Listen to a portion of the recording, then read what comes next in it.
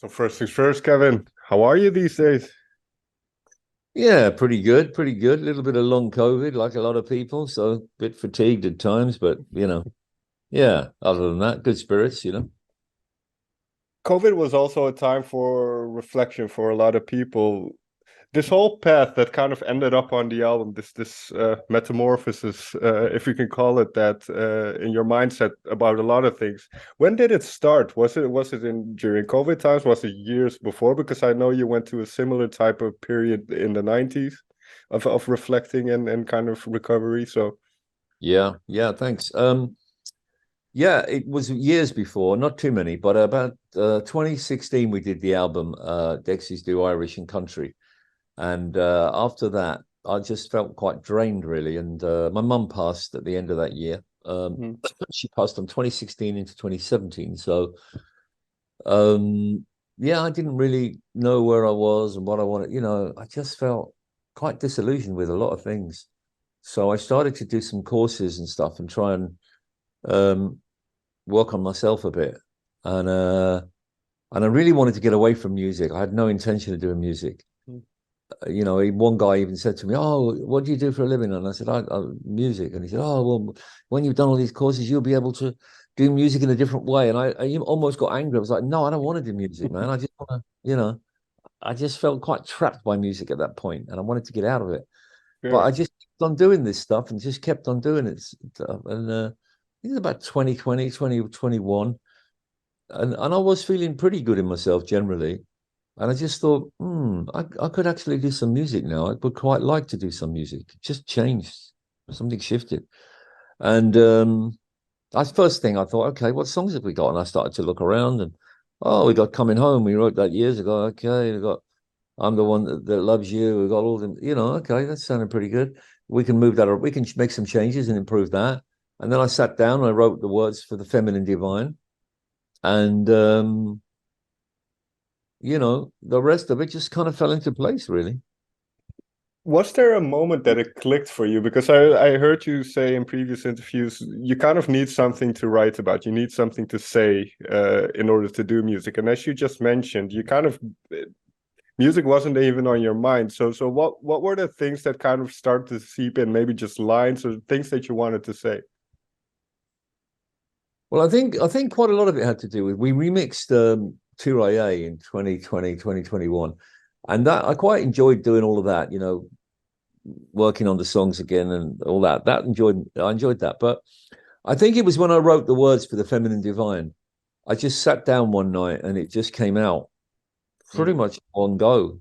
Just all came just pouring right out. And then I thought, oh, blimey, okay, there's something here. This is something. And then I wrote down a list of all the songs that we had or were working on, and I knew what they were all about.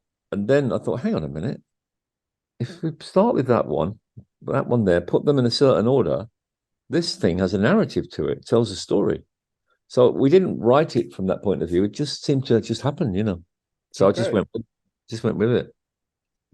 This transformation, I can imagine, and I think everybody had to do it in some shape or form in the past couple of years, looking at the world and how it's changing.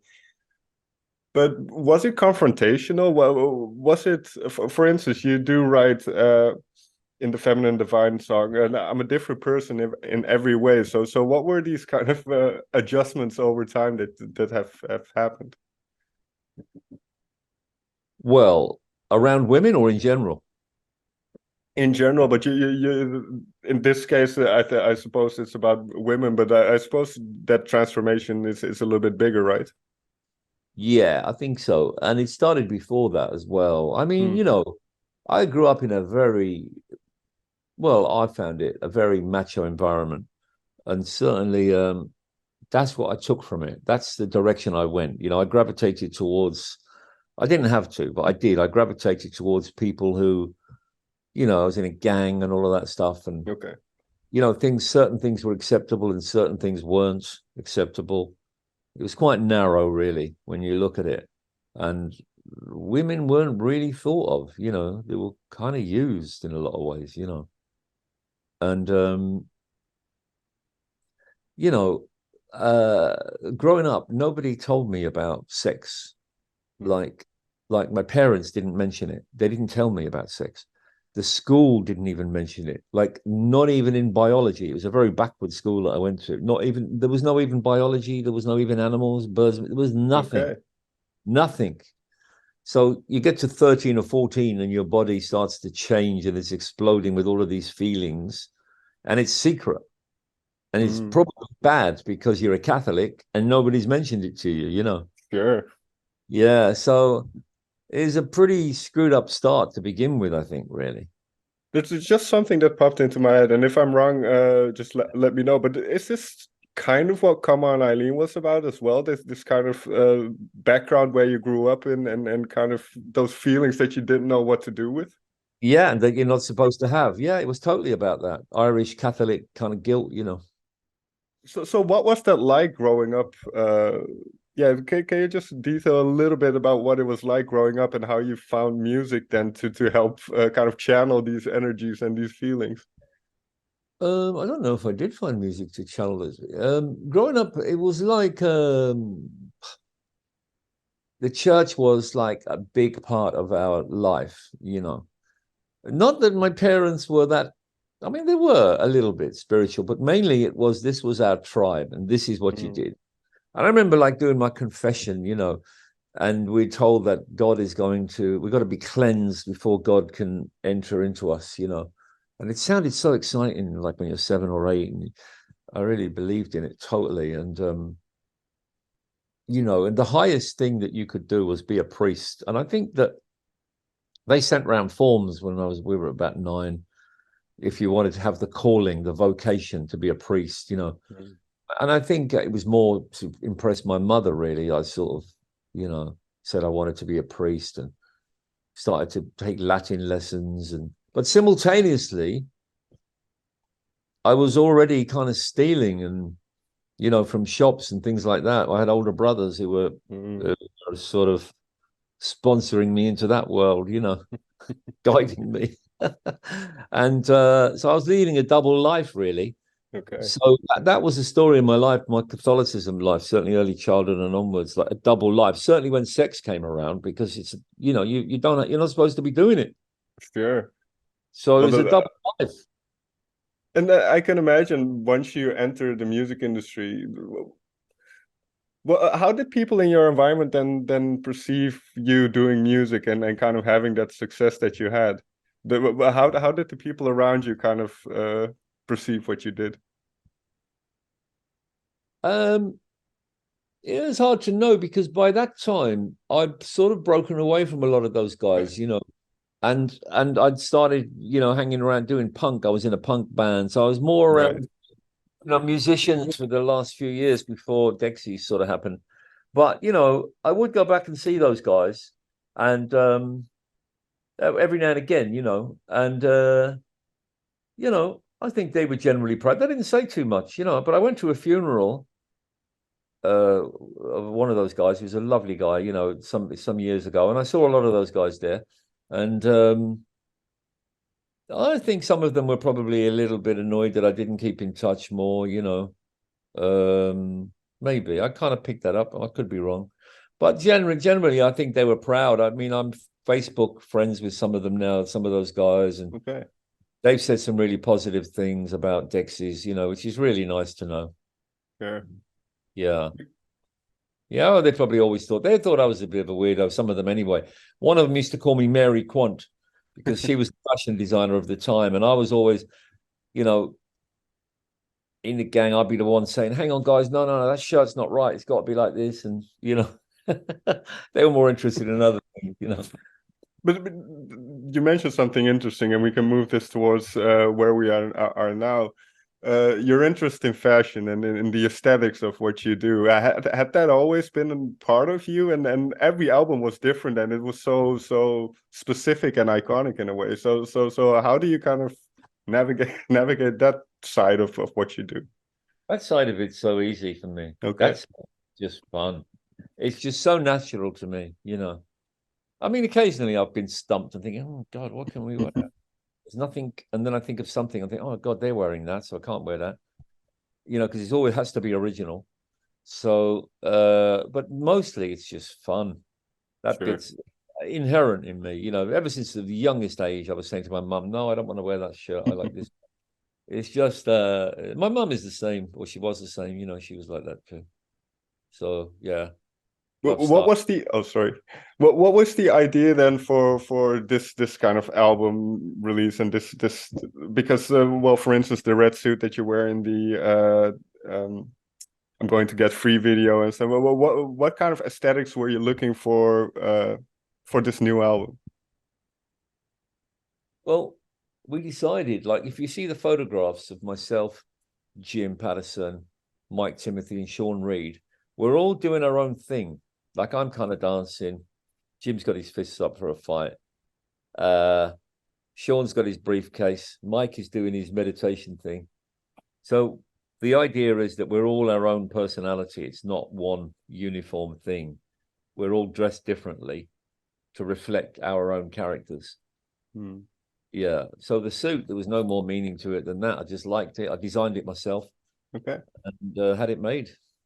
But if we go to the music then, because you mentioned once you started to delve into certain songs that you already had, what were you looking for? You one of the songs was "Coming Home" that had been written before. So what did you find in that song that you thought, okay, this applies to what I'm going through now? Oh, I mean, that was really obvious. That song is, you know, about a guy coming out of a slump, you know, coming out of a mind-made slump and moving forward, you know, and it's full of optimism, really. And I just thought it really fitted. I had to make some changes to it, but you know, certainly the music really fitted. And yeah, I just was looking for something good. I didn't know what I was looking for a lot of the time. Just okay, you know, it's intuitive with me. If I hear a song, no, I can't use that, and yeah, that could be good. And then we worked on it, and like I say, you know, there was some serendipity happened, some luck. You know, it's like, okay, we got these songs. How do we do them? Okay, look, actually, this can be a story. This can tell a narrative. It's just there's a bit of luck, really. I find if you put the work in, you tend to get the luck. You know. What motivates you these days then? Because I kind of asked you you always want to have something to say when you make music. But what is the motivation to make music these days? Because obviously you've had the success and everything, and how do you define success these days? Let's ask it that way. Well, I mean, the first thing is making a good record. That's it. Without that, there's nothing. Because Hmm. I always felt bad about too-rye-ay. That's why we remixed it a couple of years ago, because I knew the mixes weren't as good as they could have sounded. So I was really happy to remix it. So that always bugged me. But the others I was fine with. As long as you're happy when you leave the studio, that's all that counts, because it should stand then as a document of its time. But I had that with all the others, didn't have it with too-rye-ay. But yeah, with this No, one, yeah. Sorry. no, I find it. I have a question about that. But sorry, go ahead. Sorry to interrupt. So yeah, success is first of all making a good album that I'm happy with, that I think is great. So you've got to have something to say. I can't just do it without having something to say. You know, I need to have the passion to write. And then once it's done, yeah, I want it to be successful. I want people to hear it. Yeah. I'd like it to do well. Why not? It's good enough. Fair enough. No, with what you mentioned just now, that I always find it interesting how art and that can be a musical form, visual form, doesn't matter, how it is perceived when it is released, and then over time how it is perceived. And now what you just mentioned with the too-rye-ay, that you say you didn't have the best feeling with that album, but you did with the albums, the other ones. And over time, if we look at "Don't Stand Me Down" and they've risen in prominence over time. At the time, perhaps they didn't do what everybody wanted it to do, but now people can see it for what they are. How are your feelings about certain bits of music that you've made in the past that perhaps deserved a little bit more attention or are more appreciated these days? Well, I think they are now. They are. Right. The only two was My Beauty and was it My Beauty and Don't Stand Me Down. Those are the two. And they've both been kind of reappraised in the Right. media.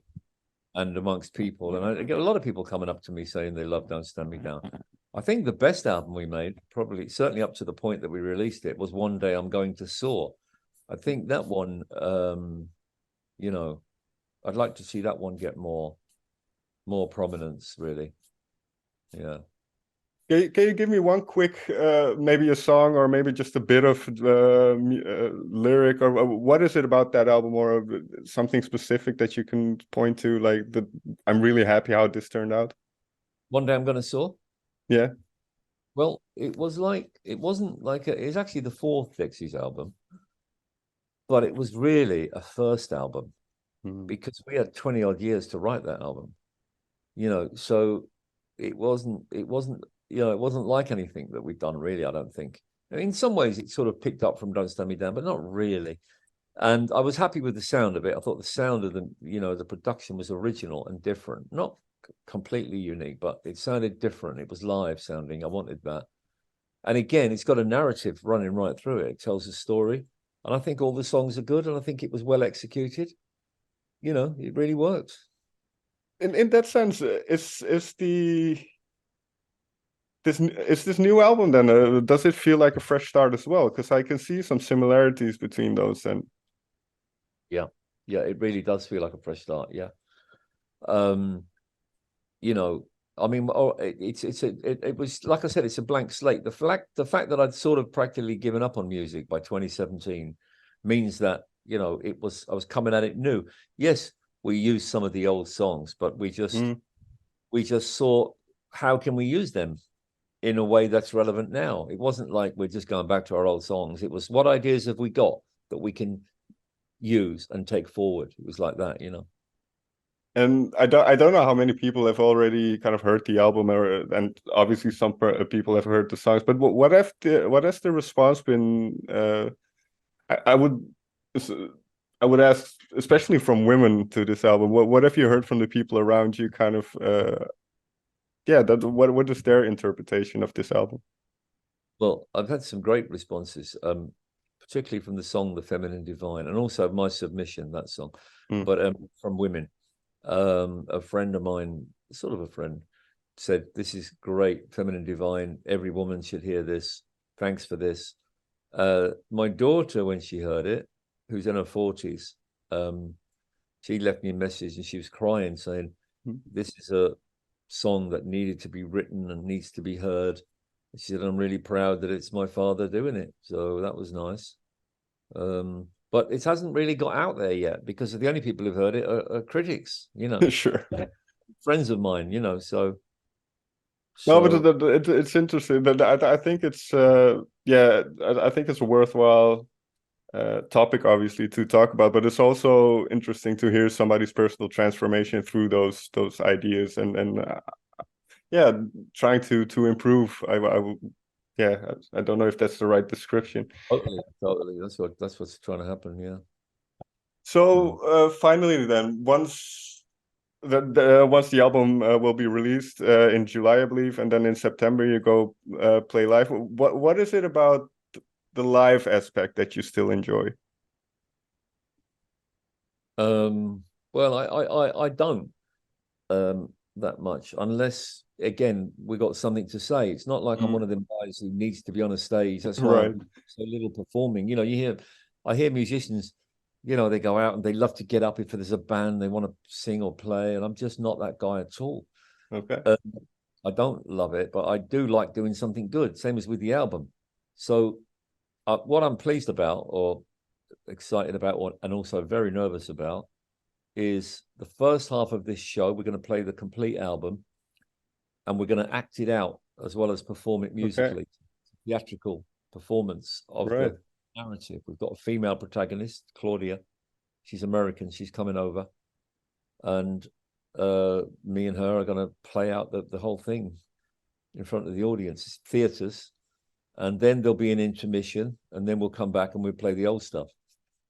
Being back on stage and touring again, are you in it for the long haul in a sense? Because you've been doing this for so long, and Jim has been alongside you for a long time.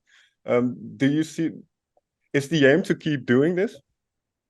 No, again, it comes back to feeling inspired, having something to say.